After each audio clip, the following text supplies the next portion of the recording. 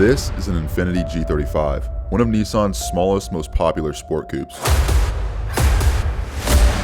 And this, a Nissan VK56, the biggest engine Nissan ever put in a production car.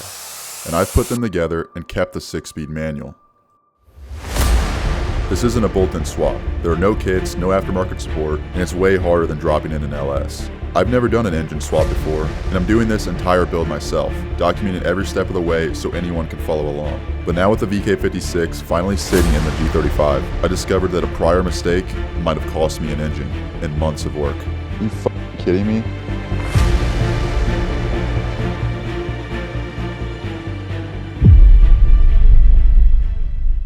Now it's finally time to install the Deepmotor Chinesium intake. This thing is about $500 on Amazon, and I gotta say, for what you get, it's not a terrible price. I got everything laid out here and it's ready to install. I made sure to blow out the inside of the intake manifold because there could be some dust and debris from the manufacturing of this thing. First things first, let's take the stock one off.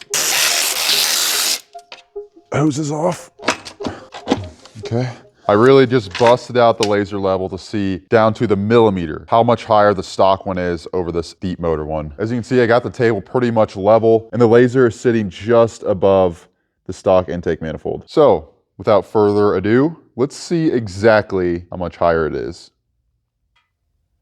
Bam.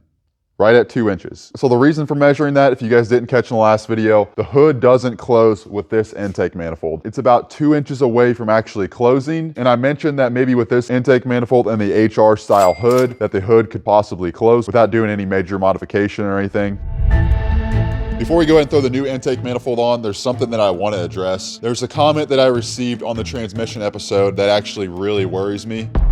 Basically, the whole issue with the pilot bearing, I had to weld a bolt to it to remove it, which was fine, but the issue was actually where I had the grounding cable hooked up. So if you look here, I had the grounding cable for the welder hooked up to the engine block, which was a great ground when I was welding. But the issue with that is electricity is gonna take the shortest, easiest path. So what is that? Straight through that last main bearing. So at first, I kind of shrugged it off and didn't really think too much of it. But then I looked it up and I think I might have f***ed this motor up. So we all know that bearings are decently thin, but they're also made of a lot of different metals that react differently to electricity. And basically when I'm welding on the crankshaft and grounding it to the engine block, could essentially get the bearing hot enough till it would fuse itself to the crankshaft. So that honestly scares the shit out of me because this was a lot of work to get to this point. I literally bought a whole donor car for this engine. The only way to figure this out without pulling the crankshaft out is to turn the motor over by hand and feel for any resistance.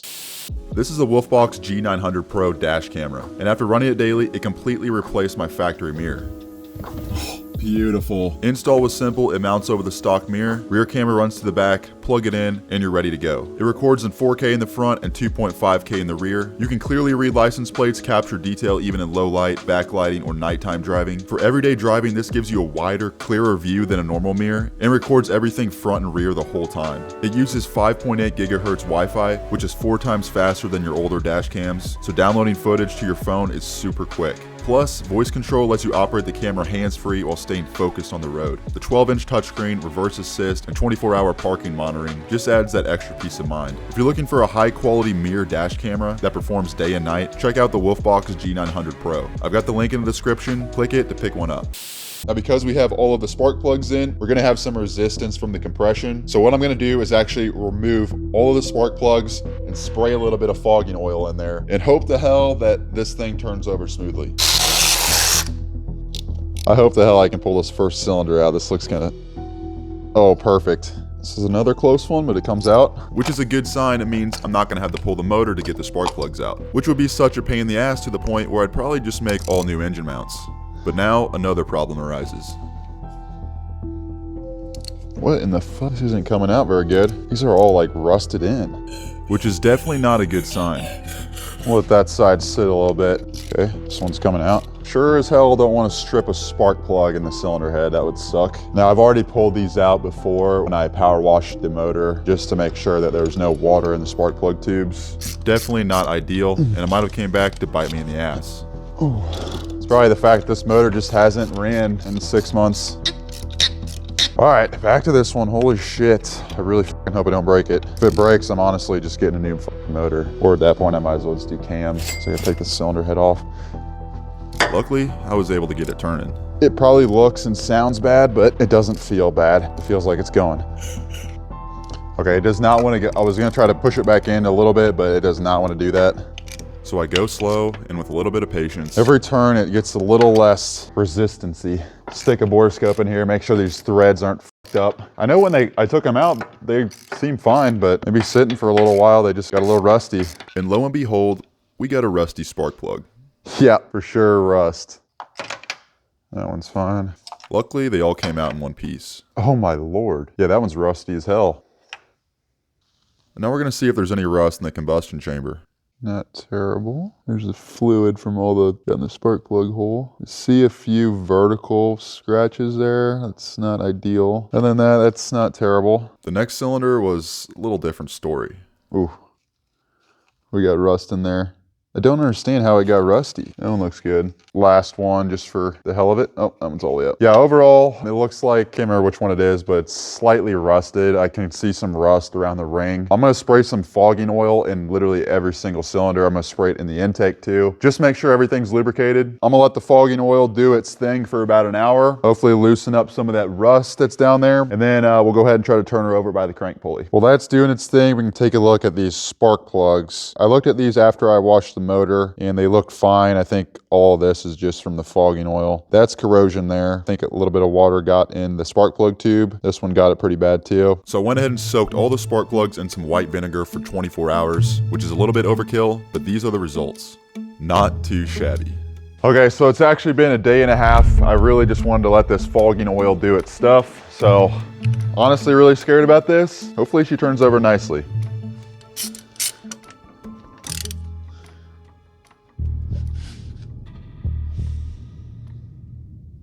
No, I wish I could tell you that I was joking.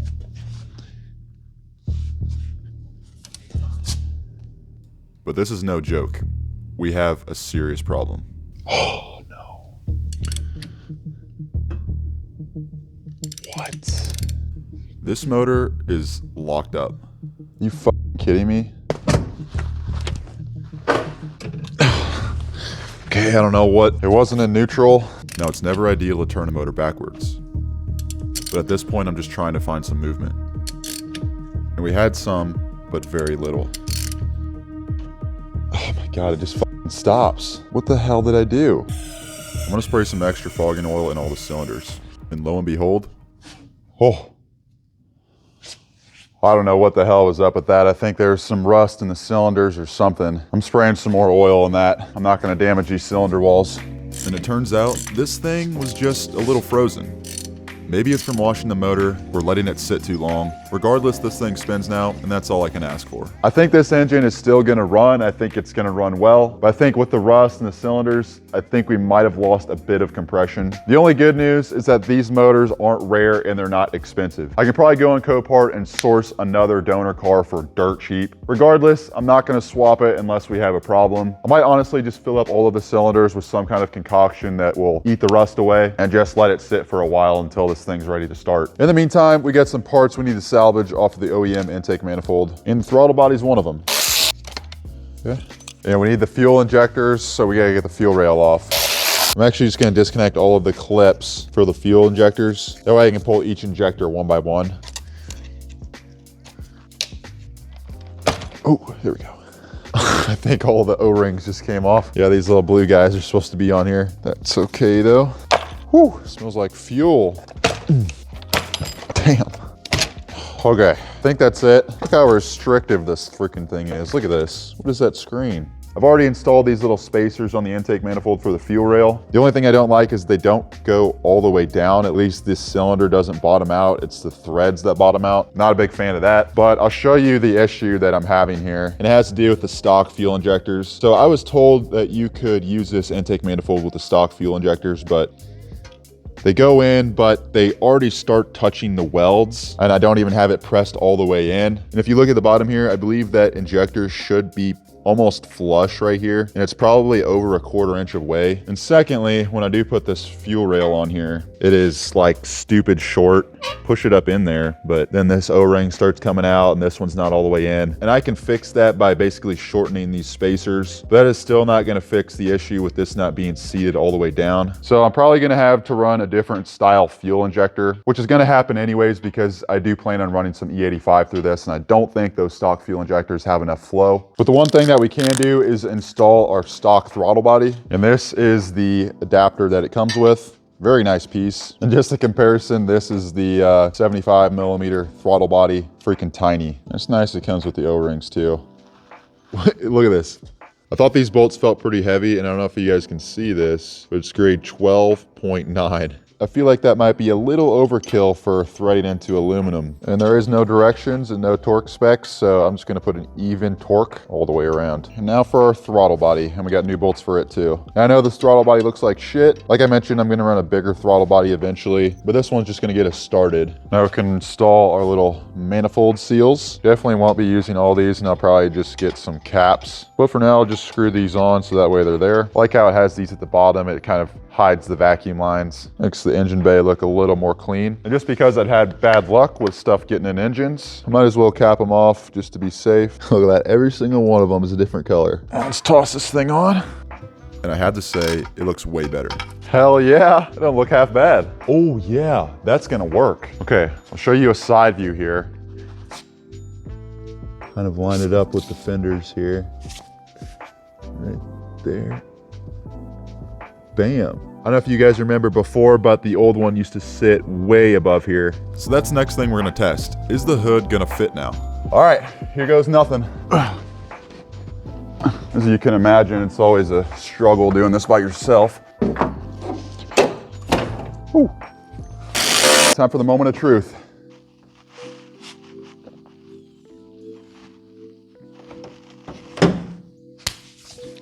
There we go. It's actually sitting further down than it normally would because it's not on the latches. Plenty of room for an air intake too.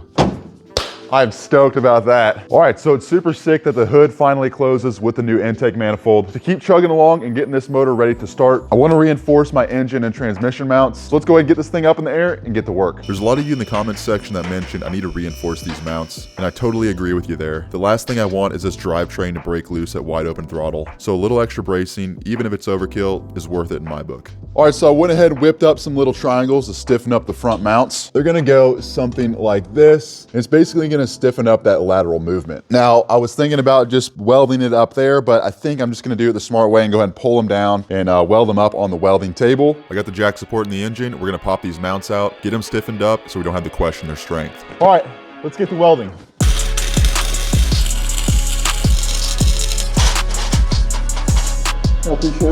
Now I'll knock out the other triangle on the driver's side, and these mounts are going to be good for the torque of the VK56, plus a lot more in the future. So we'll bolt them back up to the engine, remove the stand, and get ready for the transmission bracing. Now this bolt is set up for failure. The way I have this mount designed puts a lot of pressure on it, so we're going to fix that. I think you guys can kind of see where I'm going with this. What this is going to do is support both ends of the bolt, making it a non-shear bolt, also known as a bolt that's not going to break off when I floor it. So now that the main transmission bolt is supported on both sides, I'm going to cut out some triangles to weld in on either side so we can stiffen up those 90-degree angles and basically make this mount rock solid.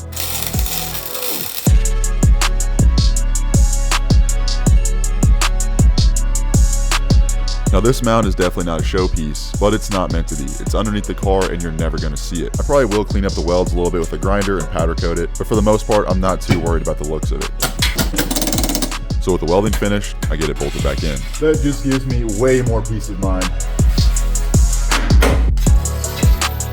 With that all knocked out of the way, I went ahead and brought the car down, and we're gonna start working on the next thing, which is the shifter. Now this is a shifter that I picked up off of Amazon for the 350Z and G35, but it's actually a chassis mounted shifter. The stock 350Z and G35 shifter, the mount is actually mounted on the transmission. This will mount on the chassis. So you'll get rid of that weird looking mount that comes off the transmission, which we've already taken off, and it's definitely not gonna work in this case. Now the cool thing about this shifter is it's all billet aluminum. It's got adjustable lockouts on the left and the right side. These are are gonna be so that if you only wanna put your car in first and second gear, let's say for drifting, or if you wanna add third and fourth. But for this case, we're gonna be using all of the gears. Then we'll press this button here, and this will allow us to put it into reverse. Overall, for the price that I paid on this, pretty damn good deal. So this is gonna be a fairly simple install until we go down to the bottom of the car to get the actual shifter connected, but it's gonna go something like that. And then we got the 4 bolts on all the corners. All right, so this actually looks freaking sick. No, it's not fully connected, but this shifter is very fitting in here. I love the height of it. It's definitely not too tall. And honestly, from the steering wheel to the shifter, it's a lot better feeling than the original shifter, which sat a lot lower. This one so far, 10 out of 10. All right, so here is our issue. This is where the shifter is supposed to connect, and it's all the way over here because we moved the whole engine and transmission a full 6 inches back. And I did measure it from the center of this shifter to the center of the shifter linkage where the bolt would go through is pretty much spot on 6 inches. So this is one of the big question marks that a lot of you have been asking. How am I going to modify this so that the shifter links up? My original plan was to basically lob this off and connect this to up here. But problem with that is when you go into neutral, which the transmission is in neutral right now, that's why it turns side to side. Once we turn it like this is when it's gonna offset just like that. So these aren't gonna line up. If we do connect this, we'll be able to go into third and fourth gear, but our first and second, fifth and sixth in reverse, we won't be able to get in those gears. Because when you try to go into those gears, this rod is actually gonna slightly turn this way. Hence why the U-joint is all the way back here, and we have a decent sized length on this rod. I think the distance between the U-joint and where the shifter actually pivots is very important. Hopefully you guys were able to catch that. I was almost ready to go ahead and chop this off, and I'm glad that I didn't. Here is my plan. This is the original shifter, and this is gonna slide up right into here, and we'll be able to bolt that in. Then I'll cut this end off, weld this rod to it. That rod will go and connect to our shifter, and I'll make a bolt-in style mount similar to this that connects to the new shifter. I can't really see any other way around this. It's gonna be somewhat of an experiment. So if it works, this is gonna help you guys if you're doing a similar swap. Do I have a plan? Yes. Do I know if it's gonna work? That's a big question mark. The good thing is I got a lot of spare parts and scrap material, so I'm not afraid to rig something up and try it. I decided to put a slight bend on the rod to give it a better angle. And now it's time to weld. Couple tacks, and we'll check for straightness. Nice. With it fully welded up, it's time to move on to the next thing.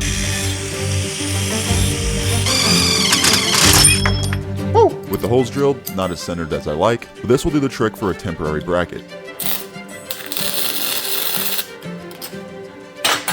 We'll cut off the excess metal, clean her up, and see how she looks. Not too bad for a test piece. Now we can finally assemble everything. We're a few tacks away from answering that question. Will it work? Here goes nothing.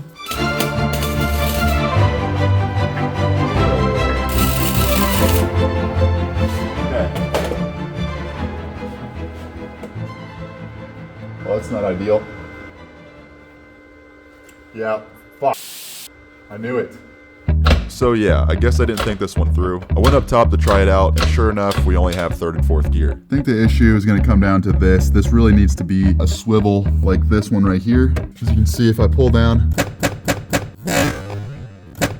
oh, it just broke it off. Fuck. Oh, brother, this guy stinks! Well, I tried something and it did not work. It turns out the shifter design and the mount is gonna have to be completely different. But luckily I scoured the internet and I found a solution that I think will work for this. It's a kit that's already made to shorten up the CD009 shifter location. It's just a little pricey, but it will save me some R&D. And honestly, with all the custom stuff that I had to make for this build, the time is worth more to me. If there's a product that already exists to fix this issue, why not just buy it? So most of you don't know, but you might have seen in the background of videos that I have a ugly purple 350Z.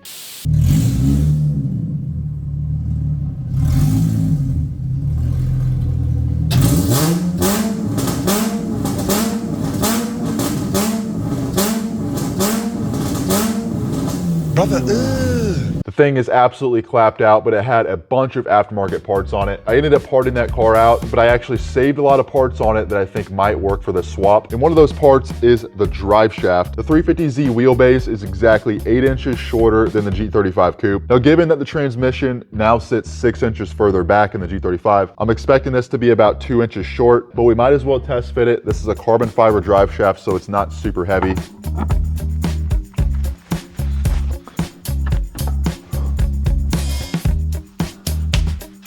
Okay, yeah, we're definitely a little short. As you can see, the slip yoke is not even close to being fully in there. Basically exactly what I suspected. The one thing that I am liking is actually the height of this drive shaft. I think it sits slightly higher than it used to be. That is because we had the transmission sitting a lot higher than it originally was. It tucks the drive shaft up a lot higher, which is gonna be good for when we make a custom exhaust. If I wanted to just get a quick solution so that we could drive this thing, I can have a machine shop make me a 2-inch spacer to space this out a little bit so the drive shaft has more contact with the transmission. Another thing, this being a carbon fiber drive shaft, I don't know if that's going to be rated for the torque of the VK56. I guarantee you if we run a big turbo on this thing and I floor it, this drive shaft is going to absolutely shatter. In the last video, I mounted a custom fuel cell and made mounts for a rear radiator setup. After posting the video and reading all the comments, there was some very mixed reviews. The majority of you said, why isn't this guy just trying to get this car on the road? Instead, he's reinventing the wheel. After all, this is a series on a VK56 swap on a G35. So although the trunk setup looks nice, the fastest and safest way to get this car back on the road is to go back with the stock fuel tank. Luckily, the 350Z and G35 share the same fuel tank, and this one's in way better condition. Well, I hate to do it, but it's gonna be the best option. Let's get this guy in the car. But first, there's no way in hell we're gonna get that filler neck in with this subframe. So screw it, let's just take it down. You've seen it once, you've seen it twice. I don't need to explain it a third time. These Z and G chassis are fairly simple cars. Everything comes apart as you would expect, and you're not gonna find any ridiculous over-engineered designs like a... And while we had a naked rear end, I figured I might as well do some while you're in theirs. After all, this wouldn't be a Ross Trittler YouTube video if we didn't go down that rabbit hole.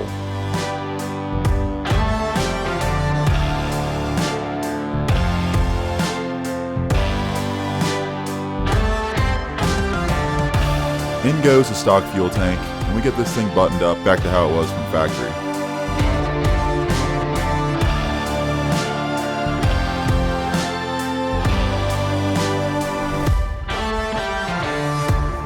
Well, that was super annoying getting that fuel tank back in, but I think it was the best option. One of the main reasons I decided to revert back is this was getting way too complicated. We already have a very unique V8 in the front, which I was already overwhelmed about doing the wiring and making the engine actually run in this chassis. So everything that we added back here in the last video was just added stress. Now, when I was designing this trunk setup in the last video, this was a picture that I drew out to get an idea of how all the plumbing was gonna be routed. So as you can see, the reserve tank is gonna be that tank in the back, which I've already removed. Pretty much gonna suck fuel through. We'll have a filter and a pump, and it's going to pump it to the surge tank. And then it's going to go through the surge tank through another filter and a pump, and then to the engine. We're gonna run a return system, so we're gonna have another return line running to the back of the car, and it's gonna go through a fuel pressure regulator and then back into the surge tank. And these blue lines here, we're just gonna be fuel tank vents. Now, when we're not pushing the engine very hard or at idle, eventually the reserve tank pump is gonna overfill the surge tank because this pump is gonna be constantly running. And of course, when this starts overfilling, it's gonna start puking fuel out of the vent. And that is definitely not ideal. Now, to fix that, we could run a fuel pump controller, and when the level sensor is all the way up, it will shut this pump off. But fuel pump controllers are fairly expensive,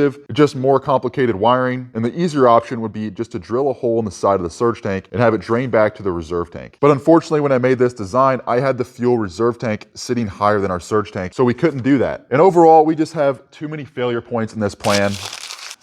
I was already a little bit worried about that cheap fuel cell. I've read some reviews of them cracking and leaking fuel. Definitely don't want that in the back of this trunk. So we're completely scrapping that idea. Unfortunately, a lot of the brackets and everything that I made are probably gonna get scrapped. Now, I could use the surge tank that I mounted back here, but to be honest with you, I just don't even want to mess with it. We'll just keep the stock bucketed fuel system. And another thing, I'm really on the fence right now if I want to do the rear radiator. Finding locations to actually route the coolant lines, let alone the cost and the labor of doing all that, I'm just not sure. At least for the start, I think I'm gonna go with a traditional front-mounted radiator. All in all, in this episode, I felt like we took 2 steps back and 1 step forward. There's a bunch of little mistakes that I made in prior episodes, especially the last one, but I think I got them all sorted out. We're back on track with this build, and this thing's gonna be ripping on the road here pretty soon.